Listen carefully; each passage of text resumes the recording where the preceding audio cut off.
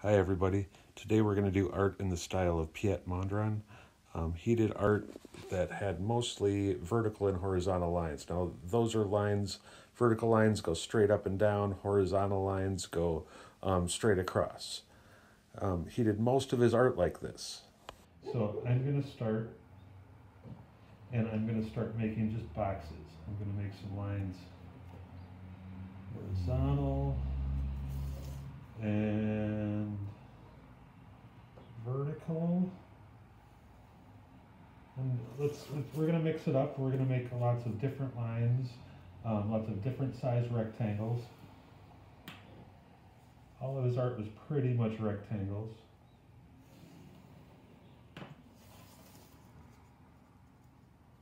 Make it interesting.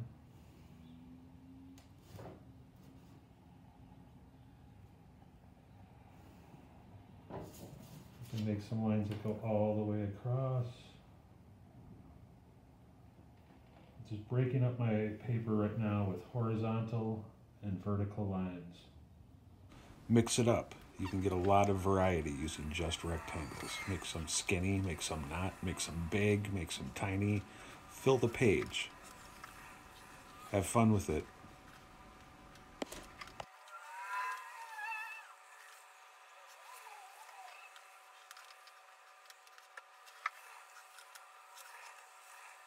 And there you go.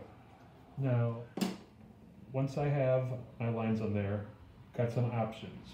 Again, you're going to use whatever you have at your house. If you just have markers, just use markers. If you have stuff like paints or watercolor paints, you're absolutely encouraged to use those.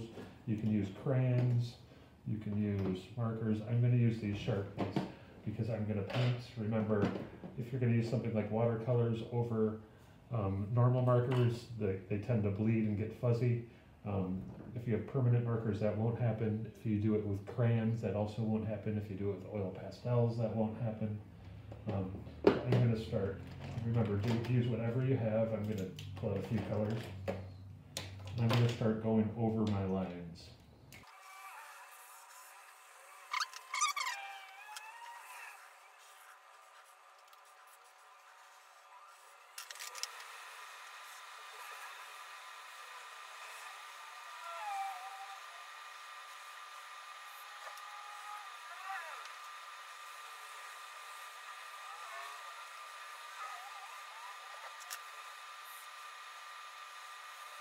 All right, now I've gone over all of my lines, and I'm going to color some. We have some options here on how to color them in. Now, if you looked at that gallery I left over in my lesson plan of all Piet Mondrian's paintings, he did not color in every single square. He left a lot of white. And yeah, you guys can do that too. Now, if markers is what you got and you just want to color, you can do that. I'm going to do that for a couple. And we are making art in the style of an artist. We're talking about him. That does not mean we have to copy his art. If you want to add some stuff around, I don't know, maybe you want little creatures coming through here, or you want to blend colors a little bit more, or do something like that, I have no problem with that. You do have paints. That can be kind of fun. I'm going to do something with that now. It's just fine to paint with primary colors like that. I might do one more like that. But it's also interesting to mix colors. Maybe that would be interesting for some of these shapes. Maybe you want to try some blending.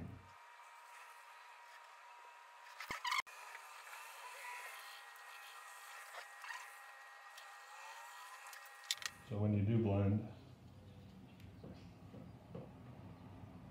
maybe we'll start right here. I'm going to start with one color.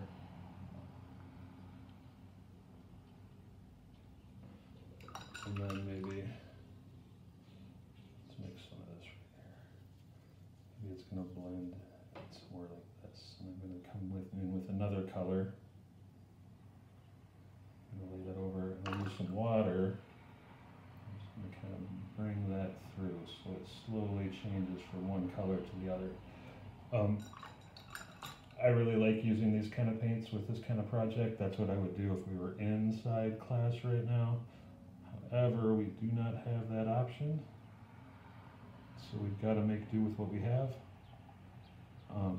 And again, whatever you have is just fine. If you want to do patterns or something inside them, that's fine. Now, if you want to use these kind of watercolors, let me show you why you want to use Sharpies to do that. So if I use these kind of paints, I can go right over my lines, and they will not bleed. They'll stay right there. This watercolors are especially good for blending, because they just kind of, I mean, it flows like water.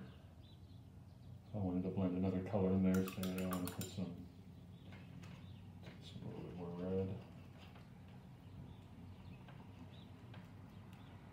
Put some red right here. You decide how you want to finish your piece of art. Use the art supplies you have at home. Be creative with it. If you want to add some extra stuff to it, go for it. It's yours.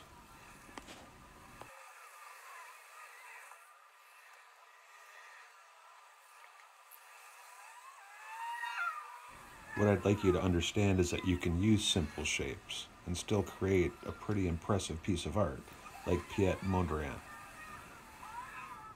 Keep going until you have something like this. He did not fill in every single square on his art. He left some blank. You choose how far you want to go. Remember, if you've got other ideas on how to fill in these squares, I'm fine with that too. The important thing is that I see the vertical and the horizontal lines, and that I see that you calculate your perimeter and your area of at least 3 of the rectangles. I hope you guys enjoy this. I hope to see you guys sometime soon. And if you have any questions or need anything, just let me know. Right?